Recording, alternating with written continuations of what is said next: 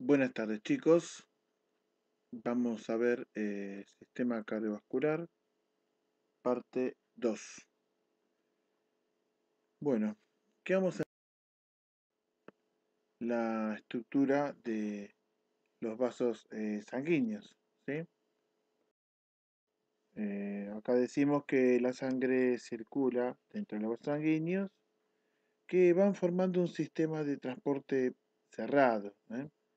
Esto se denomina sistema vascular, al igual que un sistema de autopistas, de carreteras.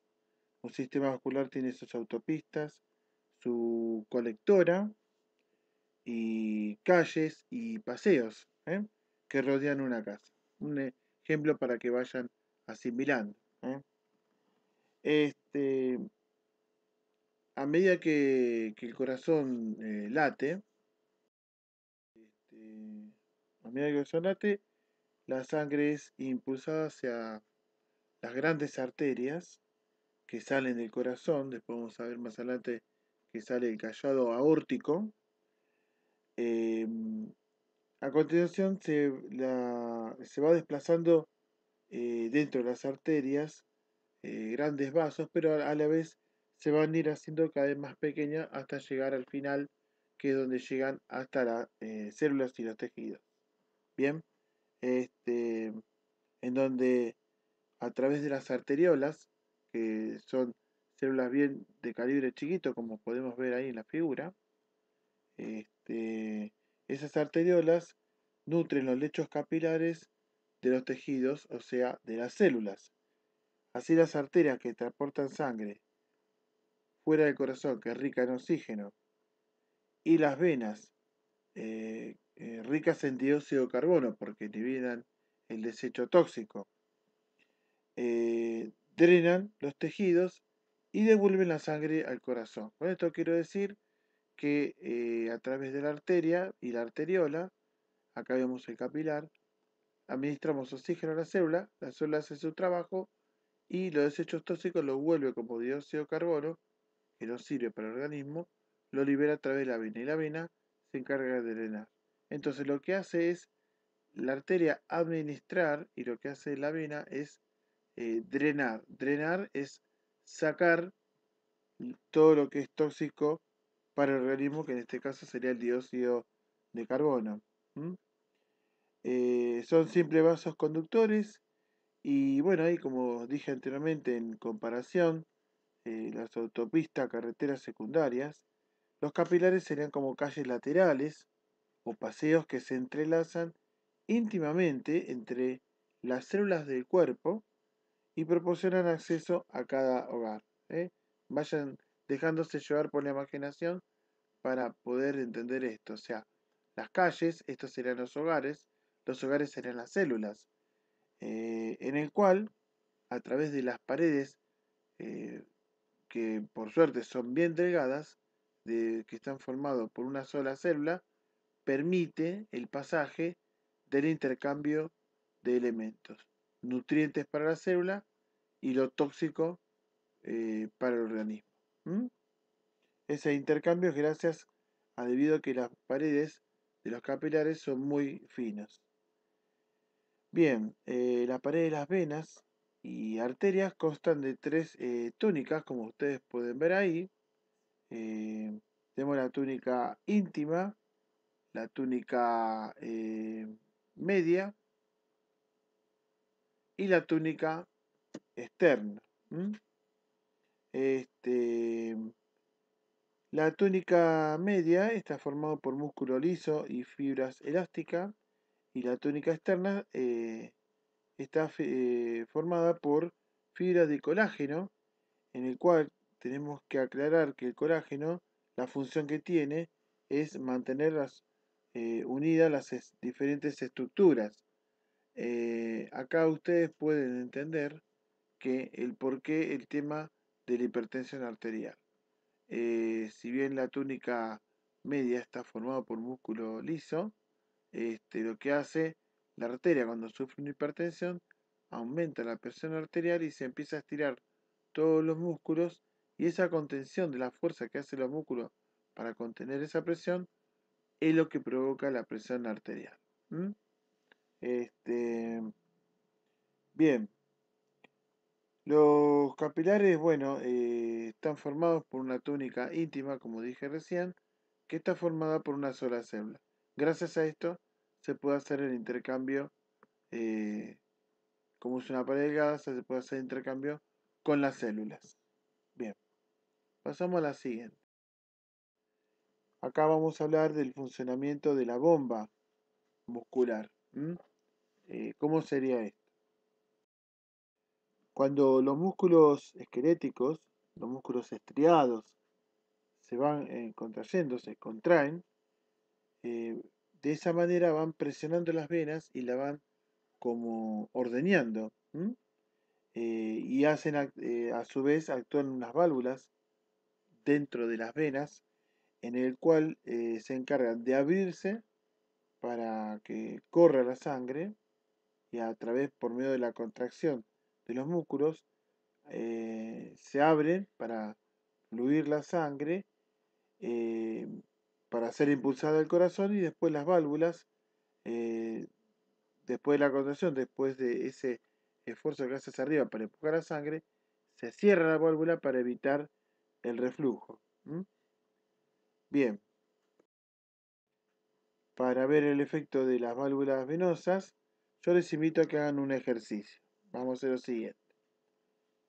Eh, Tienen que dejar colgado el brazo, o sea, colgado la mano a un lado del cuerpo durante 1 o 2 minutos, hasta que los vasos sanguíneos del dorso se dilaten, se vayan hinchando. Obvio que se dilatan con sangre, ¿no? Se hinchan de sangre. Deben colocar la punta de los dos dedos, uno junto a otro, sobre una de las venas dilatadas.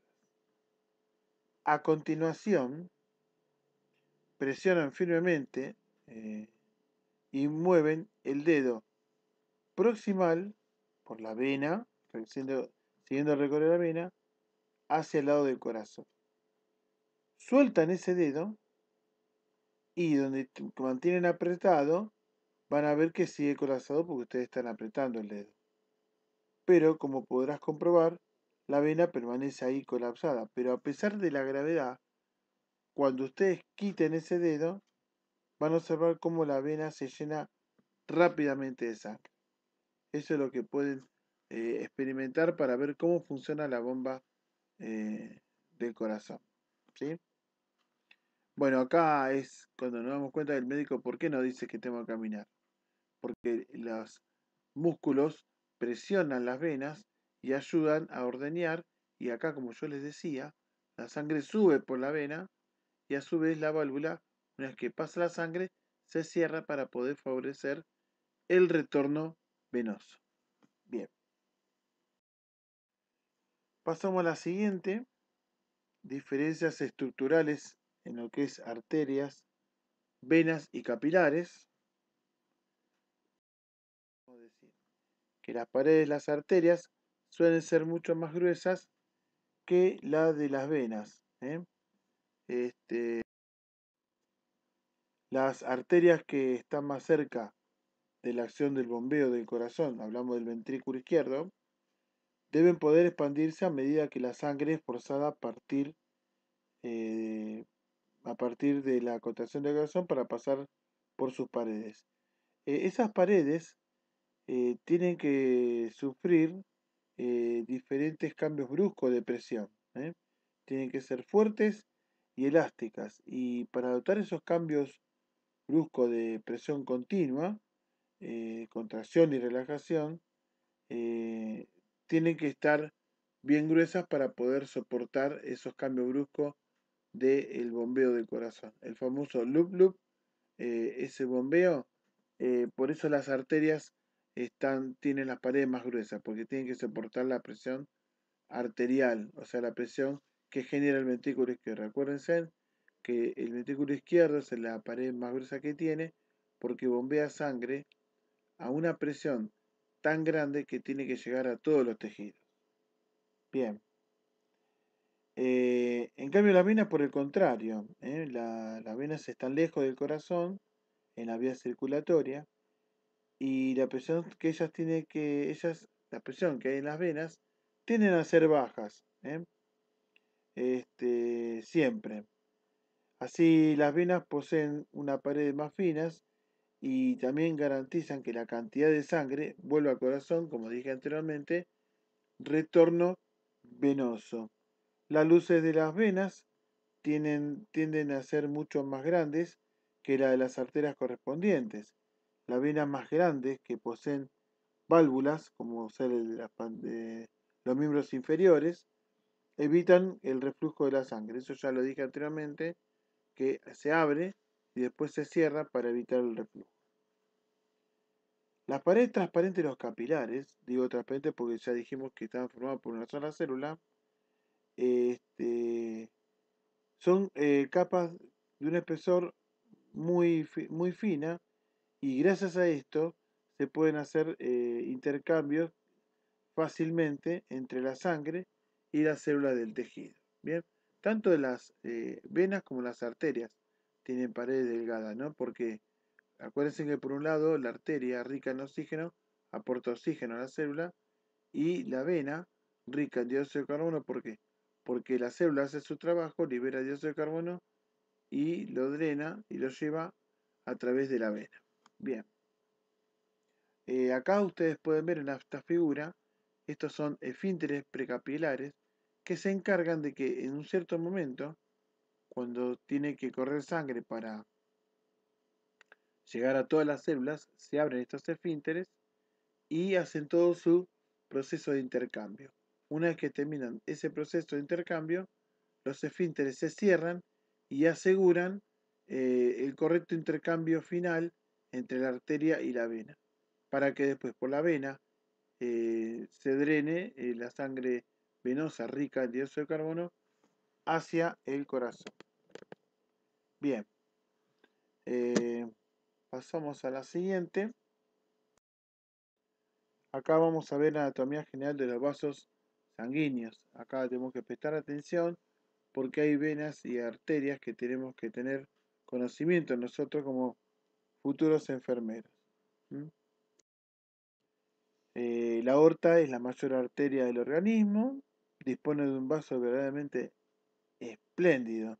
En los adultos, la aorta, estoy hablando cuando nace del ventrículo izquierdo, tiene un tamaño aproximadamente de una manguera de jardín, con un diámetro interno casi igual al diámetro del pulgar. Así que imagínense en el tamaño de la aorta cuando sale del ventrículo izquierdo. Solo se va reduciendo ligeramente el diámetro, como dije anteriormente, a medida que recorre hasta el final de las distintas partes de la aorta, que se nombran según su ubicación y su forma. Por eso ustedes van a decir, uy, ¿cómo me voy a poder acordar de las arterias? Solamente porque llevan el nombre de lo que van a irrigar, ¿sí? Bien, la aorta brota hacia arriba, como podemos ver, del ventrículo izquierdo, del corazón, como la aorta ascendente, y se arquea hacia la izquierda, formando, acá, se arquea hacia la izquierda, formando lo que se llama callado aórtico. Es como el callado de Moisés, como el bastón de Moisés. Por eso se llama callado aórtico. Ahí es donde está el mayor diámetro de la arteria.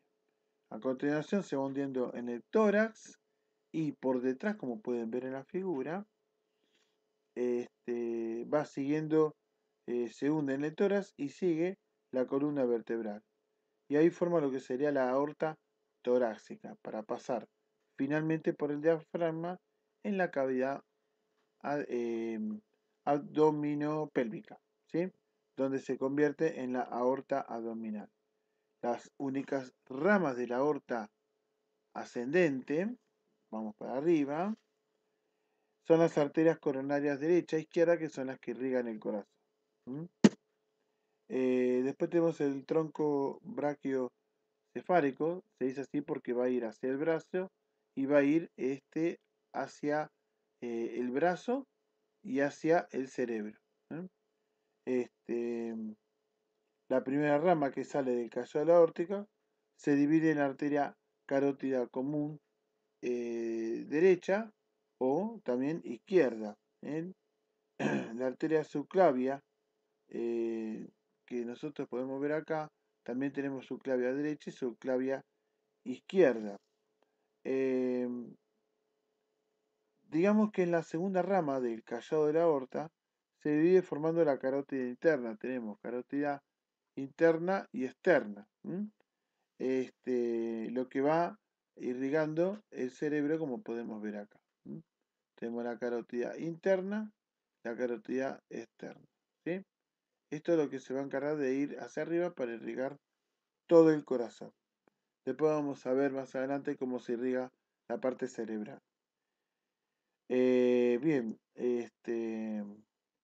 como ustedes pueden observar, las arterias llevan el nombre del órgano que nutre.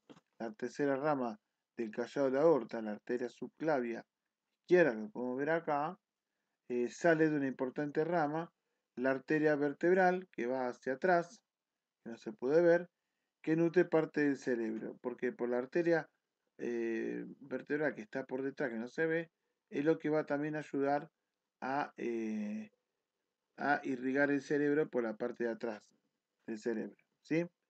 Este, después tenemos en la axila, como pueden ver acá, en la parte del axilar se va yendo hacia abajo, lo que es, digamos, la arteria subclavia se convierte en arteria axilar, para luego continuar hacia abajo en el brazo como la arteria braquial. La arteria braquial es la que nos va la arteria braquial es la que nos va a llevar hacia abajo, ¿sí? Y se va a dividir para formar arterias radiales y cubitales. La parte del radio es la parte del pulgar y la cubital es la parte del dedo meñique. Bien, esto es importante para que vayamos viendo dónde están las arterias principales para tomar el pulso. Tenemos el pulso temporal, carotidio. En algunos libros sale la arteria, el pulso subclavio. Nunca lo probé yo en tomarlo porque ahora es nuevo eso. Y tenemos la arteria braquial o la arteria humeral, que por ese lado, donde pasa la arteria humeral, tenemos que colocar el tensiómetro. Y después tenemos la arteria cubital y radial, que es donde vamos a tomar el pulso. ¿Sí? Todo eso se encarga de abastecer, de nutrir todo lo que es el antebrazo. Después tenemos el tronco celíaco, que es la primera rama de la aorta abdominal. Nos vamos para este lado. Y se trata de un solo vaso que posee tres ramas. Como pueden ver ahí, la arteria gástrica izquierda, que nutre el estómago, la arteria esplénica, que nutre el vaso, la arteria hepática, que nutre el hígado. Ven cómo se va relacionando a medida del nombre de qué órgano va nutriendo. ¿Sí? Por eso no va a ser tan difícil poder saberse los nombres. Bien. Tenemos la arteria mesentérica, como pueden ver acá. La arteria mesentérica, tenemos la superior, que nutre la mayor parte del intestino delgado y la primera mitad del intestino grueso. Y después tenemos las arterias renales, derecha e izquierda, que son las que nutren ¿qué? El riñón. Después tenemos las arterias gonadales, derecha e izquierda, que nutren las gónadas. Y según el sexo tiene su nombre. Se denominan arterias ováricas en las mujeres, que nutren los ovarios, y arterias testiculares en los hombres, que nutren los testículos. La arteria mesentérica inferior, porque anteriormente hablamos de la superior, es una pequeña arteria que nutre la segunda mitad del intestino grueso. Bien, bien, pasamos a la otra porque ya estamos, esto se no me entró todo el dibujo para poder poner acá. De acá podemos ver las arterias ilíacas, las arterias ilíacas comunes, son las ramas finales de la aorta abdominal que viene por acá y se divide en dos, ilíaca derecha, ilíaca izquierda. Cada una se divide en una arteria interna que nutre los órganos pélvicos, como ustedes pueden ver acá. Ahí me refiero a que se encarga de nutrir lo que es la vejiga, el recto, etc. Una arteria ilíaca externa que entra en el muslo, que es la arteria profunda que va a nutrir el muslo, donde después se convierte en lo que es la arteria femoral. La arteria femoral la tenemos acá. ¿eh? La arteria femoral es donde nosotros tomamos el pulso femoral. ¿sí? Otro de los pulsos periféricos. A medida que vamos viendo la arteria, les voy nombrando los pulsos periféricos. Hasta ahora tenemos el temporal, carotidio, humeral, radial, cubital también se puede tomar, femoral, izquierda o derecha. La arteria profunda del muslo nutre lo que es toda la parte del muslo. En la rodilla, la arteria femoral se convierte en la arteria poplítea. Ahí tenemos otro pulso. Le hacemos presionar la pierna al paciente, ubicamos los dedos en ese hueco detrás de la rodilla y vamos a tomar lo que es el pulso popliteo.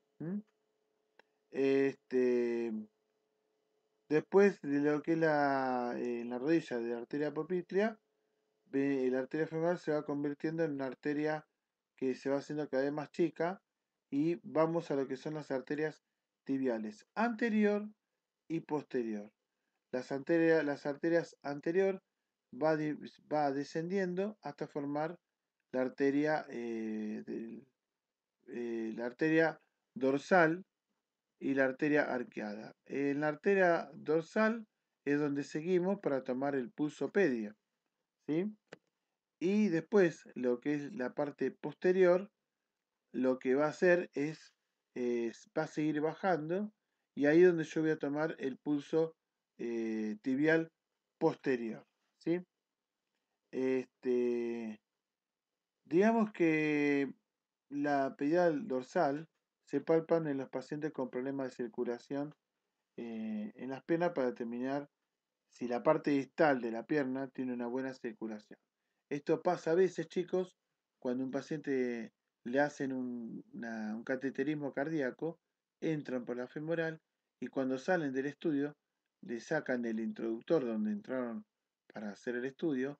Imagínense que hacen un agujero en la arteria, entonces hacen un montón de apósitos y gasas, presionan, hacen un vendaje compresivo y al hacer un vendaje compresivo, nosotros como enfermeros tenemos que tomar en cuenta de tomar lo que es los pulsos periféricos de los miembros inferiores. ¿Cuáles serían? Que tenga pulso popliteo, un pulso pedio y un pulso tibial posterior presente. Si no tienen pulso es porque está muy apretado el vendaje y no deja que llegue sangre a los miembros inferiores. ¿eh? Ya con esto, una vez aprendido esto, estamos en condiciones de poder valorar la perfusión periférica del paciente. ¿Qué quiero decir con esto, chicos? Que si todas estas arterias están andando, funcionando correctamente y están irrigando todas las células del cuerpo, todo el tejido, nosotros vamos tocando la piel y la piel tiene que tener. ¿Cuáles son los signos de una buena perfusión periférica?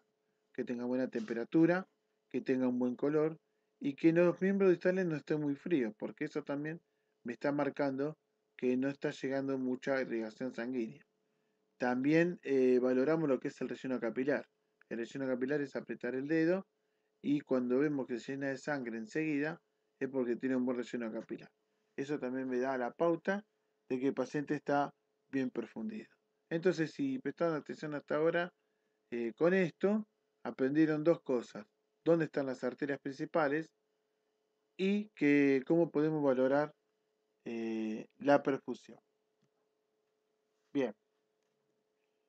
Eh, Vamos a hablar ahora de las principales venas. Ahora pasamos a lo que son las venas.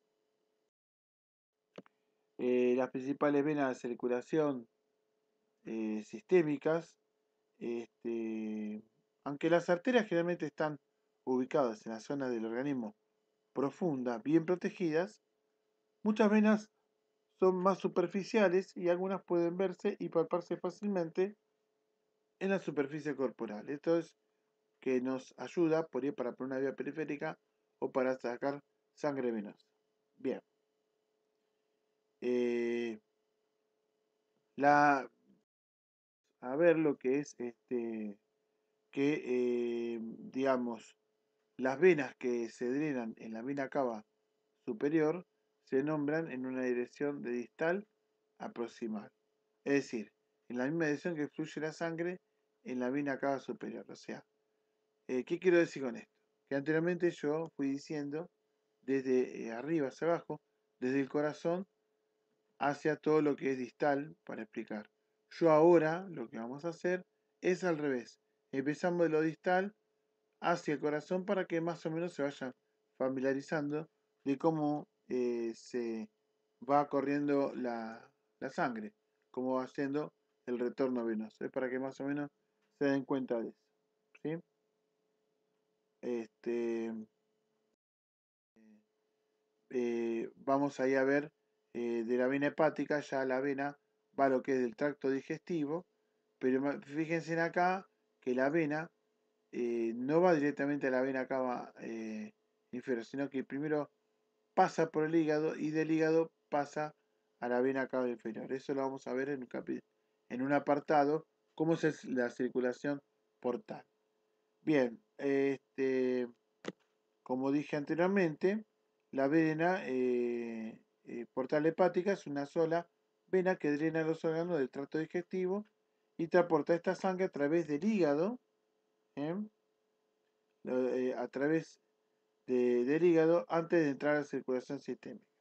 Las venas hepáticas, tanto derecha e izquierda, drenan del hígado. Bien, ahora pasamos al siguiente.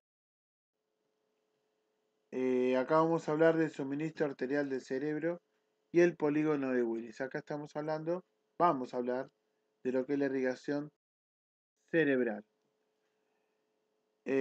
Puesto que la falta de sangre durante incluso unos cuantos minutos provoca la muerte de las delicadas células cerebrales, las neuronas, es crucial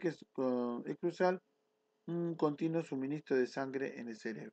Esto explica el por qué hoy en día en RCP anteriormente se hacía compresiones y ventilación, o sea, hacía compresiones en el tórax, dejaba de comprimir y ventilaba. No, no. Ahora hay que comprimir continuamente porque se ha visto que le damos una mayor sobrevida al paciente si hacemos compresiones en forma continua, porque de esta manera estamos mandando sangre rica en oxígeno al cerebro y podemos ayudar a que las neuronas puedan sobrevivir un tiempito más. Las neuronas tienen una ventana terapéutica, se llama. Tiene una ventana terapéutica, que significa cuánto se van quedando sin oxígeno, y la neurona entre 3 a 5 minutos y después ya se muere, y lo más triste es que no se revierte. Las neuronas no se revierten. Bien, el cerebro se nutre mediante dos pares de arterias, las carótidas internas, como vimos anteriormente, y las arterias vertebrales, como expliqué también anteriormente. Las arterias carótidas internas, que son ramas de las arterias carótidas comunes, recorren el cuello y entran al cráneo por el hueso temporal. Una vez dentro del cráneo, cada una se va dividiendo en arterias más chiquitas, cerebrales, anterior y media, para nutrir la mayor parte del cerebro. Por un lado entra la parte temporal. Después tenemos las arterias vertebrales, que son pareadas, o sea, se hacen un par, entran por un lado y por el otro, este, que suben de las arterias subclavias en la base del cuello. En el cráneo, las arterias vertebrales se unen para formar una sola arteria basilar, que algunas tienen el nombre de arteria sinovial media. Esta es la arteria principal, la cual a veces provoca los accidentes cerebrovasculares. ¿eh? A veces la compresión, la oclusión se produce en este tipo de arteria y es fatal para el paciente porque sufre un accidente cerebrovascular. Bien, esta arteria nutre el tronco encefálico y el cerebelo a medida que sube en la base del cerebro, la arteria basilar, se divide para formar arterias cerebrales posteriores, que nutren la parte posterior del cerebro, propiamente dicho. Los suministros sanguíneos anterior y posterior del cerebro están unidos por unas pequeñas ramas arteriales comunicantes, que es el resultado, al tener esas arterias comunicantes, es favorable porque, como dije anteriormente, si se provoca coágulo en alguna zona, va a seguir irrigándose por otra zona. El resultado del círculo completo de estas arterias comunicantes, eh, digamos, son vasos sanguíneos de una conexión denominada en forma de círculo, la cual tiene como nombre círculo arterial cerebral, como ustedes ven acá, así, que sería todo esto, o polígono de Willis, en base a Willis, que fue que descubrió todo este enrejado de arterias, que rodea todo lo que es la base del cerebro. El círculo arterial cerebral protege el cerebro proporcionando más de una ruta para que la sangre alcance al tejido cerebral en caso de que se forme un coágulo. Como dije anteriormente, si se forma un coágulo, va a seguir irrigando el cerebro por otra parte. O en el caso de que se empeore el flujo sanguíneo en cualquier parte del sistema. ¿Bien? Bien, entonces tomen su tiempo para ver acá lo que es la arteria cerebral media, o sea que se irriga por dos lados, por la carótida y por la arteria vertebral. Acá tenemos el polígono de Willis, que está formada por la arteria coronaria comunicante anterior, arteria cerebral anterior, arteria comunicante posterior y la arteria cerebral posterior. Bien. Ahora, lo que es la circulación fetal. Acá es el hecho cuando el feto está con la madre y se alimenta a través de la placenta. Eh, Puesto que los pulmones y el sistema digestivo aún no están en funcionamiento en el feto, los intercambios de nutrientes y excreción de gases, como vimos anteriormente, se producen a través de la placenta y no a través de los pulmones. O sea que los pulmones no están funcionando. Entonces tiene un círculo un sistema circulatorio diferente el feto, que ahora vamos a ver. Los nutrientes y el oxígeno pasan de la sangre de la madre a la sangre del feto y los desechos del feto se mueven en sentido contrario. Como se muestra en la figura, acá tenemos la placenta y acá tenemos el cordón umbilical, en el cual, este, como se muestra acá en la figura, el cordón umbilical contiene tres vasos sanguíneos. Una vena umbilical por donde lleva todos los dióxido de carbono, todos los tóxicos, y una vena umbilical y dos grandes arterias umbilicales, pequeñas, que son las que se encargan de administrar oxígeno. Bien. La vena umbilical transporta sangre rica en nutrientes y oxígeno hasta el feto, ¿sí? Y digamos, eh, las arterias umbilicales transportan el dióxido de carbono. Acá, perdón, me equivoqué. Acá es donde se comporta en forma, digamos, contrario a lo que venimos explicando. La arteria son las que llevan el dióxido de carbono y las venas son los que llevan los nutrientes. ¿Sí? O sea, las arterias umbilicales transportan dióxido de carbono y la sangre cargada de desechos tóxicos del feto a la placenta, y a medida que la sangre fluye superiormente hacia el corazón del feto, la mayor parte de ella evita que el hígado inmaduro a través del conducto venoso. O sea, tiene un sistema de conducción acá que no hace funcionar ni a los pulmones, ni al hígado, ni a riñones porque no están en funcionamiento. ¿Sí? Puesto que los pulmones del feto no funcionan y se colapsan, dos derivaciones se ocupan de que se eviten casi por completo.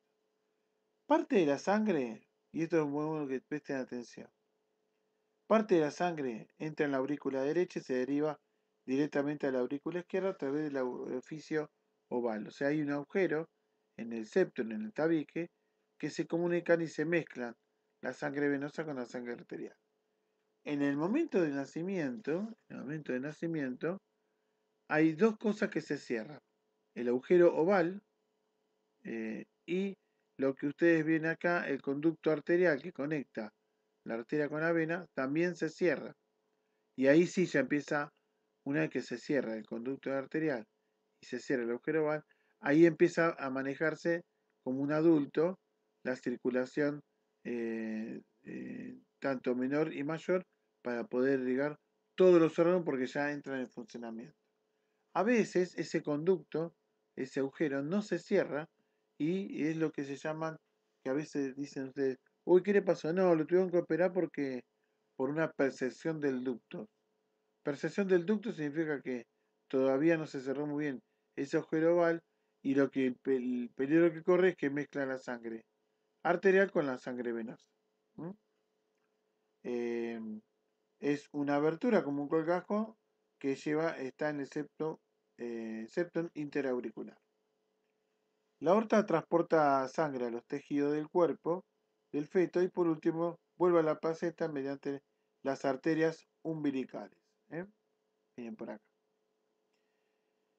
Al nacer, poco después, el agujero oval se cierra, como dije anteriormente, y el conducto arterial que está acá arriba también se cierra y a su vez, cuando se cierra, forma lo que es el ligamento arterial fibroso, puesto que la sangre deja de fluir por los vasos umbilicales y estos ya destruyen el modelo circulatorio y se convierte en la de un adulto. O sea, en el momento de nacimiento, una vez que se cierra acá, ya todo se cierra y vuelve y se convierte en una circulación mayor y menor como pasa en los adultos. Bien, vamos a lo que es la circulación portal hepática. La circulación portal hepática son las venas de la circulación que drenan los órganos digestivos del vaso y el páncreas, y distribuyen esta sangre hasta el hígado a través de la vena portal hepática, como vamos a poder apreciar en la figura. Acá lo que pasa, señores, es que la sangre, como dije anteriormente, la sangre venosa, no vuelve del aparato digestivo, digo, no vuelve a la vena cava inferior. Pasa primero por el hígado y después del hígado es donde se procesa y de ahí pasa a la vena cava inferior. Justo después de comer, la sangre portal hepática contiene una gran cantidad de nutrientes, puesto que el hígado es un órgano corporal fundamental para mantener las concentraciones de glucosa. Este, el hígado es un órgano corporal fundamental para mantener las concentraciones tanto de grasa, glucosa, proteínas adecuadas para la sangre. Este es un sistema que da vuelta para garantizar que el hígado procesa estas sustancias antes de que éstas pasen a la circulación sistémica. Como le dije anteriormente, primero pasa por el hígado y después va a la vena cava inferior, como ven acá. ¿eh? A medida que la sangre fluye lentamente por el hígado, algunos nutrientes se extraen para quedar almacenados o procesarse de varias formas con el objeto de liberarse en la sangre más tarde cuando sea requerido. Una de las glucosas es la glucosa que sería el glucagón. La grande cantidad de glucosa que cuando necesita glucosa de sangre, el hígado lo libera. El hígado se drena mediante las venas hepáticas que entran en la vena cava inferior, como puede ver acá. La circulación portal hepática es una circulación única e inusual. A diferencia del resto, aquí se puede observar que venas que se nutren en la circulación hepática, como podemos ver en la figura. Entonces, eh, el estómago o el intestino absorben los nutrientes. Estos nutrientes pasan por la vena portal, pasan al segundo lecho capilar, porque tenemos el primer lecho capilar, y acá en el segundo lecho capilar es donde toma los nutrientes y los almacena. Y los que son tóxicos los desecha o los destruye, porque el hígado también tiene enzimas que destruyen, ¿sí? Bien. Vamos a pasar a lo que los principales vasos que componen la circulación portal hepática. Incluyen la vena mesentérica inferior y superior, como vimos ya anteriormente en la figura. También tenemos la vena esplénica, que es la que drena el vaso, y la vena gástrica izquierda que drena el estómago. La vena mesentérica inferior, que drena la parte terminal del intestino grueso, en la vena esplénica, que es la que viene drenando el vaso, el páncreas y el lado izquierdo del estómago. La vena esplénica y la vena mesentérica superior, que drena intestino delgado y la primera parte del colon, se unen para formar la vena portal hepática. La vena gástrica, que drena del lado derecho del estómago, se drena directamente en la vena portal hepática. Bien, lo que queremos decir con esto es que todo esto no pasa a la vena cava inferior, sino que todo ese sistema portal en donde va al hígado, y en el hígado se hace todo el proceso de almacenamiento, de destrucción de toxinas, y recién va a desembocar en la vena cava inferior. ¿Eh? Muy bien. La arteria humeral está a la altura del dedo anular o mayor, no me acuerdo. El dedo este que es el huevito, el dedo mayor. ¿Sí? Tomamos como referencia a este dedo. Si seguimos hasta arriba, vamos a encontrar la arteria humeral. El pulso apical, línea media clavicular, quinto paso intercostal. ¿Eh? A través del dedo índice, sigue derecho y vamos a encontrar la arteria radial. Esto es como se toma la presión, que lo van a ver con la profesora de fundamentos. Y esto cabe explicar acá el tema de acá hay presencia de ósmosis, en el cual cómo se hacen los mecanismos de transporte. ¿Eh? ¿Qué pasa acá? A veces pasa que tenemos por un lado lo que es la difusión y por otro lado tenemos lo que es ósmosis. La difusión se produce porque hay un gradiente de presión, o sea, donde hay mayor concentración de soluto, va a pasar a un lugar de menor concentración de soluto, para equilibrar la balanza. ¿Eh?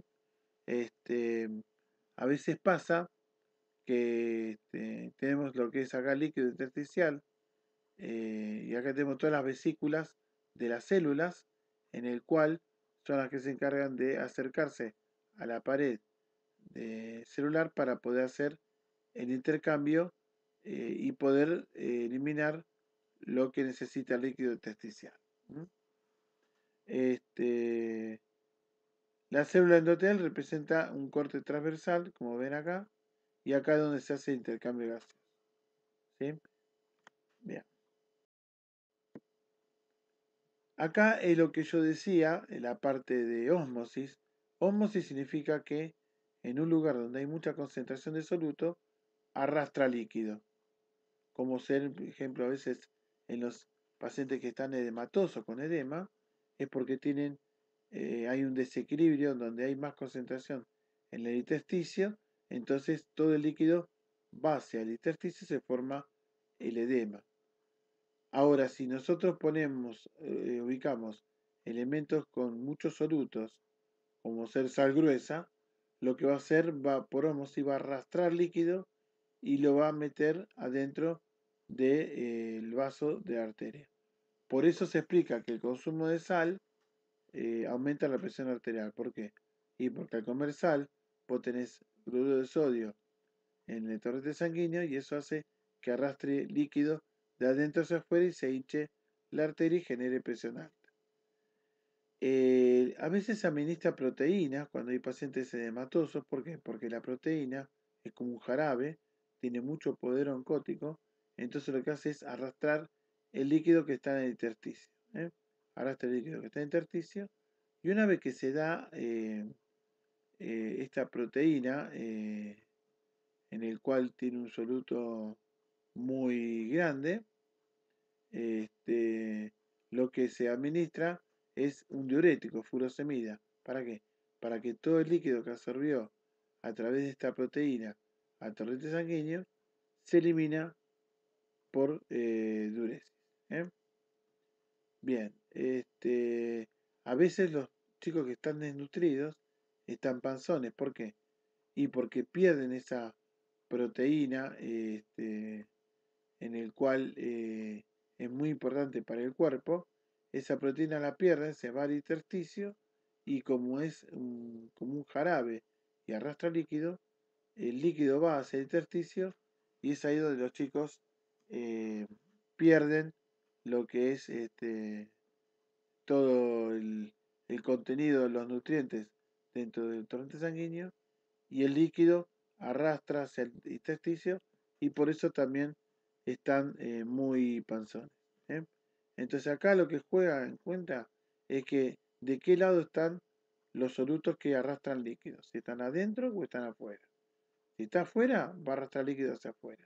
Si están adentro, arrastran líquido hacia adentro. Bien. Bueno, esto es todo por lo que es el sistema cardiovascular parte 2. Cualquier duda, chicos, estoy abierto a que me pregunten. ¿eh? Gracias por su atención.